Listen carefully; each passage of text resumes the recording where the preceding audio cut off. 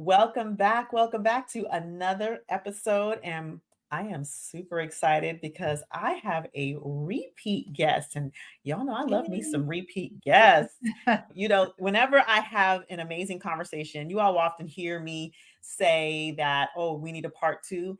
And while some people, may say that just, for kicks and giggles, I'm serious. And so I have here with me Dr. Sadaf Lodhi, and she was with me. We had an amazing conversation that by the time you hear this podcast, would have heard this first conversation.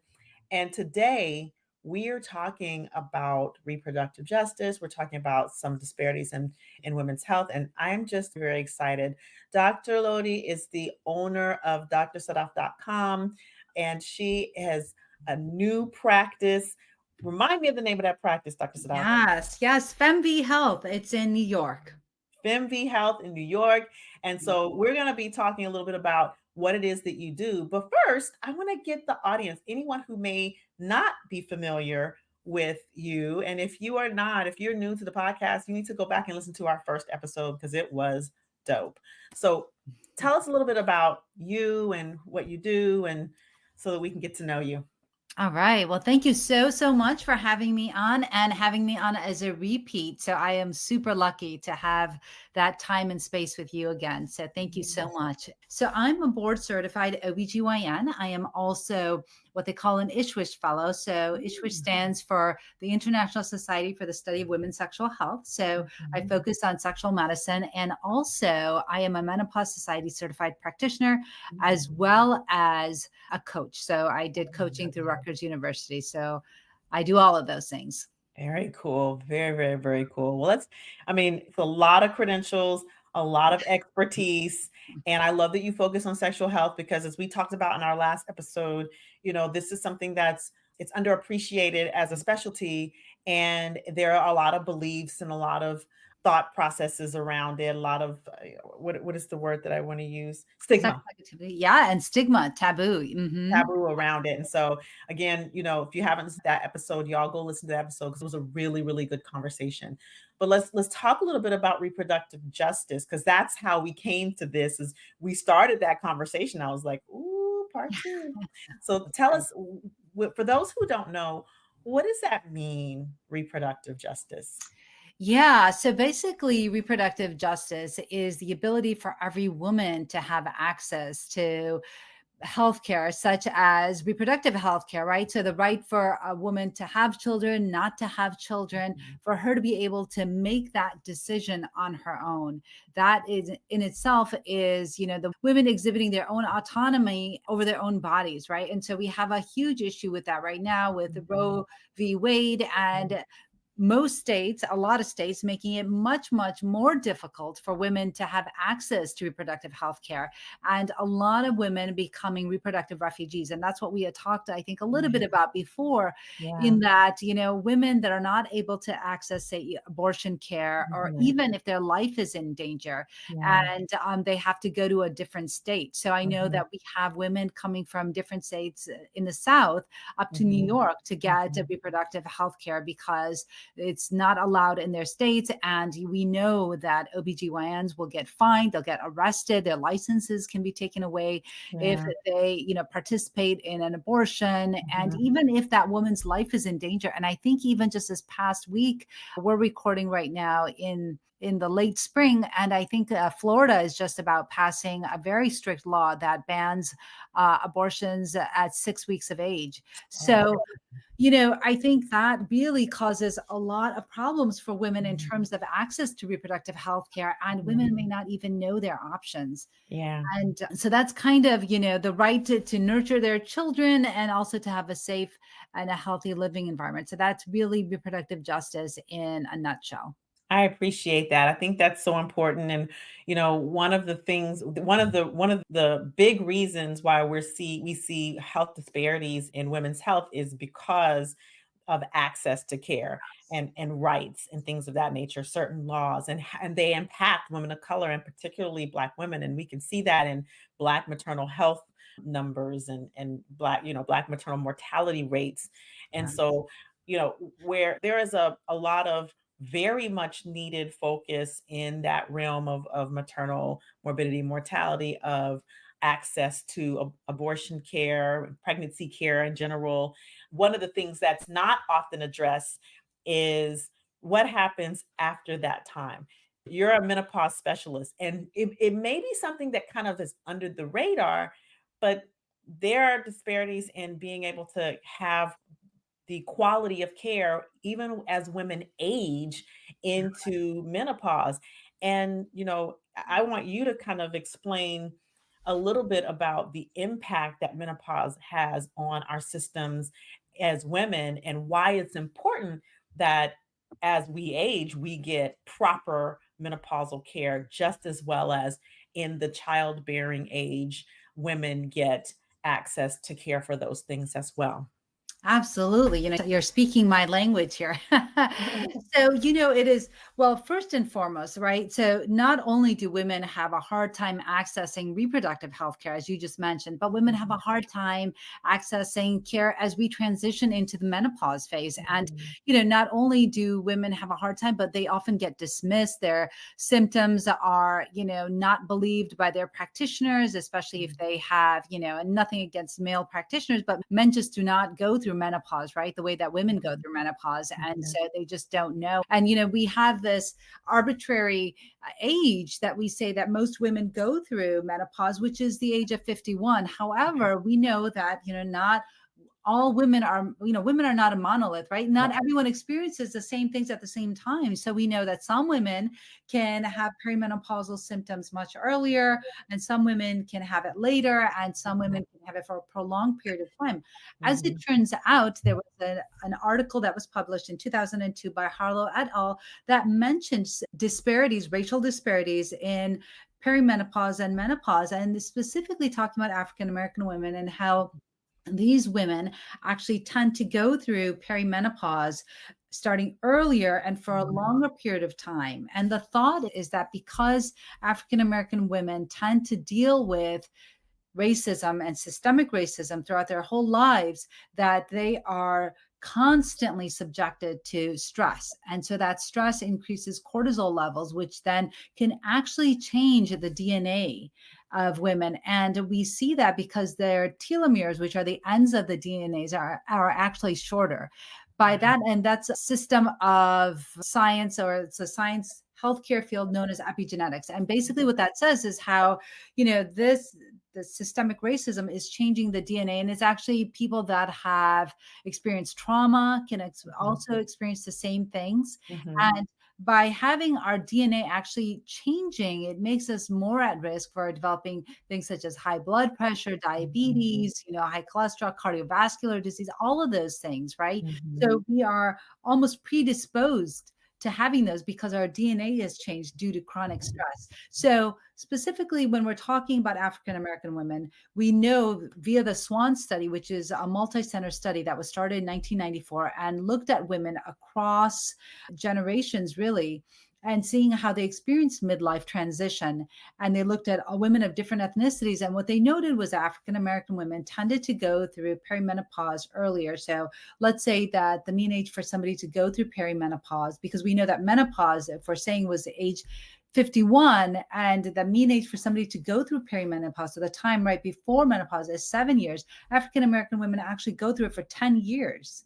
Right. yeah, So they're starting, let's say, at the age of 41, whereas other women may be starting not until the age of 44. mm, And so when they go and they speak with their practitioners and they speak with their, whoever it is, family docs, OBs, whoever, and they tell them that, hey, listen, I'm having these hot flashes, these night sweats, perhaps some brain fog, perhaps some mhm, arrhythmias, maybe some joint pain, maybe all of these different things that can happen in perimenopause, right? Maybe new onset anxiety, new onset depression, mhm, and they go ask for help for these symptoms.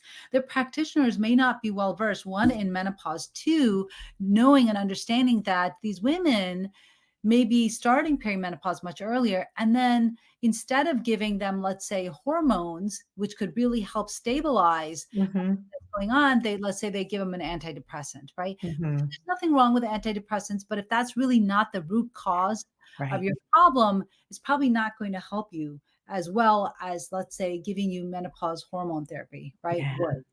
And so why this is super, super important. And I think that, the women listening to your podcast would be well versed just to kind of learn about their own ethnicity and find out, Mhm. what we know about, say, African American women, Hispanic women, Asian women. We know that Hispanic women experience menopause, perimenopausal symptoms for about 8.9 years. Mm. Asian women are around 5 years. Caucasian women are 7 years. So just Mhm. kind of having that breakdown and that time frame, women will know to make sure they go and they advocate for themselves, right? If they're being dismissed by their practitioner and the practitioner is saying, no, you're too young to be going through perimenopause, they can say, well, no, actually, you know what? I know that me being an African American woman or the woman of color, can experience it much earlier. Mhm. And what's really interesting is that I also read that let's say a woman who lives in Africa, who's African Mhm. American, but who is in Africa, they have the same life expectancy and the same, let's say, risk for developing diabetes and high blood pressure as Caucasian women here in the US, because they are not being exposed to systemic racism day in and day out. Yeah. Whereas when those women from Africa come to the US, their whole by the time that they go through one or two generations, now their genetics have all changed, and now Wow. they're much higher risk for developing high blood pressure, for developing Mhm. diabetes, because of their exposure to constant systemic racism. So it's really interesting, and like I said, you can look this up in epigenetics and what they that has to say about our race and how we develop diseases. Because I know that when I was going through med school, right? One of the risk factors for preterm labor was being African American. One of Mhm. the risks for developing high blood pressure was African American. And Mhm. nobody stopped. At that time I was young. I didn't really know and understand that much as I do now, but nobody really took the time to say, like, wait a second, why is being Right. African American a risk factor? Mhm. Right? It's not Right. that you're Black, that you're a risk factor. It's because of the things that have happened to you, that have Mhm. changed your DNA, that Mhm. have changed your telomeres, that have made you, right, be at risk for developing these. And why is that? It's because of the systemic racism that you exhibit day in and day out, that Mhm. your cortisol goes up, that your DNA changes. And Mhm. now that's why you're at risk, not just Mm. because you're Black. Right. Yeah, and I appreciate that, especially the studies that have been done. And it's interesting because when I was in clinical practice and patients would come to me, when I was in clinical practice, I was one of the few people who entertained hormone replacement therapy. And I had to, I did lots of extra training in order to learn about it, to learn about the Ah, body, to learn about the differences and when, the hormones begin to change and what hormone yes. drops when, and, like all of that, right? Right. And it would be very interesting to have patients come in, women come in and say, well, number one, either they would say, well, I think I'm going through menopause and I went to my OBGYN doctor and they say, well, you know, there's nothing we can do. You just got to go through it. Yep, Right. exactly. Or if it seemed a little bit earlier for them, and they would say that exact thing, well, you're too young to be going through menopause. It's something else. Right. And so, just having experienced that and being able to reassure the woman, like, no, you're not crazy, because that's basically what medical gaslighting is. Right. And there's a lot of medical gaslighting that goes on, particularly of women, in trying to advocate for one's healthcare. So I appreciate this knowledge because they can go into their doctor's office empowered and say, listen, I know that this study said that, Yeah. Absolutely. And I think it's so important for us to validate women and to let them know that they aren't crazy and that there are therapies for them and that you can actually, transdermal estrogen. And, we haven't really talked so much about hormonal therapy, but Mhm, we know that transdermal estrogen is very safe for women, even for women that have high blood pressure. Hopefully it's mhm, controlled, but women can even go on estrogen therapy as long as it's transdermal, because we know that if it's oral, if it's going through the liver, then it can impact the right, blood pressure. But as long as it's through the skin and it's a patch, then it's a little bit safer, and even safe for women that have high blood pressure. I was just talking to a friend of mine today, and I was saying how, like, learning about menopausal hormonal therapy is almost like throwing out everything that I know about using oral contraception out the window, because the Yeah. risk factors, right? That we would Mhm, say that, if you have high blood pressure, you can't mhm. take hormonal therapy. And I think all of that is because, one, it's not going through the liver, but two, because menopausal hormonal therapy is actually, the dosage that you're getting is way less than what Yes, you were yeah. even getting in Mhm. contraception. And Yeah. that's why it's not as risky. Definitely, there are some contraindications, and this is not medical advice. So Of definitely course, go see your healthcare provider before you get any type that of part. medication. But, for the most part, it is pretty safe. And if people are looking for, bioidenticals, we know that estradiol is the same. The patch, the one that comes in the patch, is the same as the one that's made in the body. That's the Yeah, most common form of estrogen that we have in our body. And the micronized progesterone that we tell women to take orally if they have a uterus, along with the estrogen, that is the same form of progesterone that we have. And so they're the quote unquote bioidenticals, and you don't right. really need to go to a compounding pharmacy to get these medications. These Yeah, are FDA approved, and you can right. get them from your pharmacy.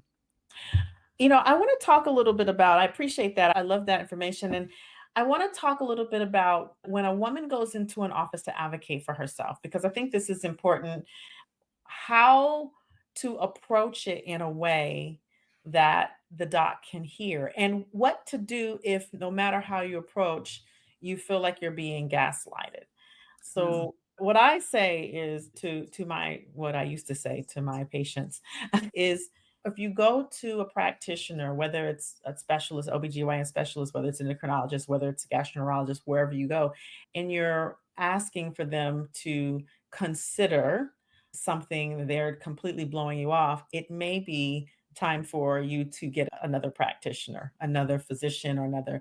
So, what are some of the ways, though, that patients can ask their doctor in a way that would feel, I hate to use the word less threatening, what I'm going to say, that would have the doctor most likely hear them?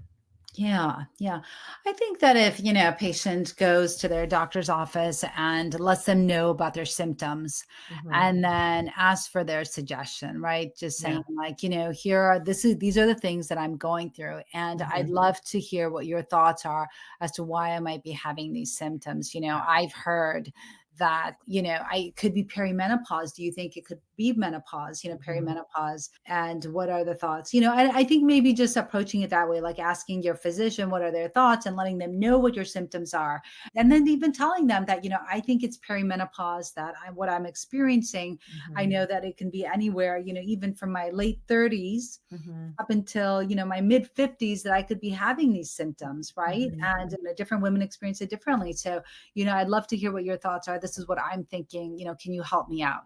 Maybe in Yeah. that more like conversation, and maybe like, maybe we can come up with a plan together so that, Mhm. we're both involved in my care, because I'd love to have your input and your knowledge. Mhm. Yeah, yeah, I think that, and I would add to that, at least from my end, I have been doing a little reading on this, and I wanna know your thoughts on this. This is something I read Okay. in this journal, not off Yeah. of a thread necessarily, or this is Yeah. I heard an OBGYN on a podcast talk about this. Because when you start to drop things like, journals and OBGYN, other OBGYN or other experts, Yeah. then they're more likely to perk their ears up and say, "Oh, maybe there's something I haven't read yet.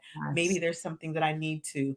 And so I think that adding that language in, Yeah. especially if you are a woman of color or a Black woman, saying, "Well, I've been doing a little research. I read in this journal, and I heard, if you heard it on if you heard it on this podcast, and That's I right. heard on a That's right. podcast for an OBGYN who is an expert in hormone sharing, that that menopause could occur from this to this, and this is what I think it is. I'd love to hear your thoughts about that and how you could potentially help me out."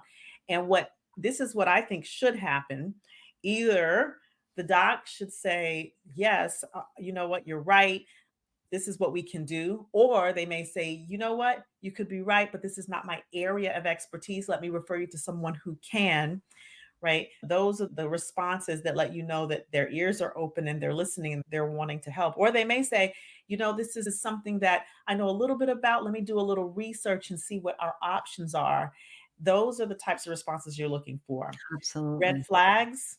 Would you like to share some red flags? Yeah, a red flag would be somebody that completely dismisses you, completely says there's no way you could be going through that because you're way too young, or, maybe this is just your stress that you're having. And, I don't think that you're having any of these. Anyone that doesn't validate your concerns and dismisses you, I think is a red flag. And also somebody that gets very defensive, right? Instead of being humble and acknowledging that perhaps you don't know, just saying Mhm. that, what, maybe instead, I'll refer you to somebody like you just Yeah. said that does know. If somebody gets upset at you, angry at you, and starts to become defensive, then Mhm. I think that's another red flag. And then, you should just find another practitioner because there are so many. So, Yeah. you shouldn't have to deal with somebody not believing you and Mhm. dismissing you. And like you said, gaslighting you into thinking that you're crazy. Yeah, absolutely. And I think it's probably useful, especially for women who are, I'm gonna go ahead and put myself out there, women who are around the age like me, who are Right. in that range of perimenopause and maybe experiencing that, is when you begin to, if you already don't have a practitioner who specializes in that or who knows or has knowledge about that, then to look for someone who specifically Yeah. call around, Yeah. because you can ask, hey, this is what I'm going through. Does anyone in your practice specialize in menopausal care? Look for a physician who particularly like is specialized in that, but maybe is someone who is a person of color who Right. has a little bit different of a purview. That's not to say that, white OBGYNs are do not have that level of compassion, but we do know that like people tend to like people. Like there's a instant Absolutely. sort of understanding and connection, and there are things that don't have to be explained sometimes Yes. when you're seeing a person who can share a lived experience. And Absolutely. so I think that's useful as well. See, these are just little things. And if you prefer, even if you prefer a male gynecologist, my dad is a retired OBGYN. So, he was loved by his community. Make sure that whoever that person is, that they are specialized in. And so that they have an empathetic understanding, even if they don't have a lived experience understanding, they have an empathetic understanding of what you could be dealing with. 100%, 100%. I think that's all that most people want, right? They just want a person, a doctor, a practitioner, whoever, Yeah. just to listen to them, right? Mhm. And even if you don't have to have all the answers, but they just want somebody that is willing to validate them and to listen and not just hear, but actually listen to what they have to say so that they can, in the best possible way, help them out. And if they can't, then refer them to somebody that can help them, and just be humble enough to realize that, I don't know the answer, but I can refer you to somebody that does. And Yeah. here is their contact information and whatever. So I think that, really just finding a person that you can connect with. And like you said, I think that, it's always helpful if you can find somebody that maybe has your same lived experience. And if you Mhm. can't, then trying to find somebody that may be the next best thing, I guess, or Mhm. because it's just that much harder when you have to explain everything, right? When Yeah. you have to explain the trauma over and over again, when you have to Yeah. explain, what the baggage you're carrying around, and it just takes that much more energy out of you. Mhm. So if you can find somebody that has that same lived experience, it just helps. Yeah, absolutely. Absolutely. Yeah. Well, this has been such a great conversation. I so appreciate you coming on. And because I think that there are things that are not as much talked about, especially when it comes to the impact of disparities in women's health. And menopause is one of those things. Yes. And I Mm. think, once you get of a certain age, then, it's like eased on out of importance. And Mhm. so that's the ageism in our society. That's the Absolutely. ageism in our society. And so, Absolutely. I yeah, so I think that what you're doing is so, so useful and needed. And I appreciate you for the work that you do. And I want you to share with the audience, like how, if they're in the NYC, if they're in the New York area, how they can get in touch with you. If you have a podcast, I want you to I share about do. I that. do. Share Absolutely. like how they can follow you and keep up with what you're up to. Well, thank you so much. If I could just leave your audience with one pearl, Yes. I would love to Please. do that. And that is that even if you decide, let's say that you're in perimenopause, you're in menopause, and you decide that you don't want to do hormones, nobody's forcing you to do hormones, you don't have to do hormones. But one thing that I would suggest that everyone do forever is do take and use vaginal estrogen. Vaginal Mm, estrogen is so, so important, and it helps with the vagina and the vulvar health. And I know we didn't really get into that a little bit, but mm, it's really important. And it's important for you to understand that, sexual pain is not normal. And so you should not be mhm, having pain with sex. And if you do, to make sure you go and get treated, and that you go and get evaluated so that you can get the hormone or the therapy that you need. The gold standard for vaginal dryness in menopause is vaginal estrogen, because it helps to not only increase lubrication, but it increases blood flow. It mhm, thickens up that tissue, prevents tearing, prevents recurrent yeah, UTIs, does mhm, all of that. And really, it's so, so important. So even if you decide you want to do nothing else, make sure you do vaginal estrogen. So I do want to leave you with that pearl.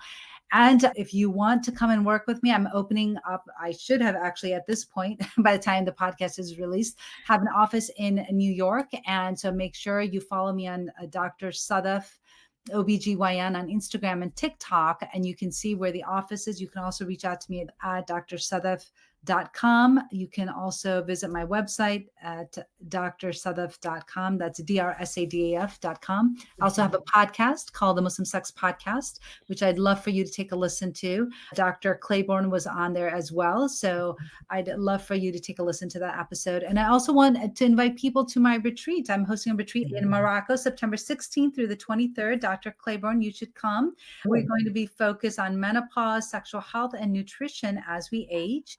And we'll Mm, also be taking excursions into Morocco, staying at one of the country clubs, and we'll be doing a barbecue on the beach. There's going to be hammams, daily meditation, yoga, spa, all of that, and a community of women that you can share your experiences with. So super excited about all of that. that sounds amazing. Let me check my calendar. Yes, please. We'd love to have you. So, Yes. Well, well, thank you again so much, and thank you for that pearl. That was like, that was it. That was it. That was drop the mic. So yeah, thank you for that, Pearl.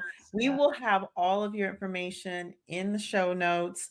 If you see us on YouTube, we'll have it in the description. Although now YouTube has a podcast. They have like an hmm. actual podcast section. So that's Oh, yeah, amazing. yeah. I just found out about that. I think that was very recent. So you'll see all of the show notes, and I want you all to not only to take this and incorporate it, you know, into your own practices when you go into, whether you're a physician, if you're a physician listening to this, then look, you got to take this and you definitely have to open your listening filters and make sure that you are listening wholly That's to right. your patients. And not saying that you're not, just, we all have things to continually learn and expand and grow. Absolutely. And if you're a patient, take some of the language that we've talked about, take some of the information. And if you are a woman who is entering that arena of perimenopause, or if you know someone who is, or if your mother is, then you pass this podcast on to them, to a friend, Please. a colleague, a family member, because this is the stuff that makes the difference. Absolutely, absolutely. And thank you so much for all that you're doing, Dr. Claiborne, and bringing all this information to your audience. I think it only goes to help grow everybody's knowledge and helps them to advocate for themselves. So thank you so much for all that you do. You bring so Thank much you so value. much. Thank you. Thank you so much. Thank you so much. Well, you all know how to get in touch with me. If you need me, I am your belief and communication expert. So I do all things belief, behavior, and communication.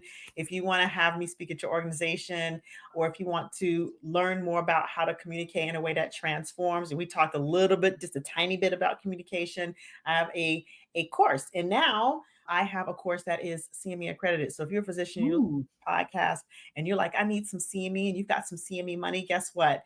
You need to be taking this communication that transforms, because you can get up to 22 CME credits. That's half your wow, year of CME that you need. amazing. So make sure you check that out at mindremappingacademy.com.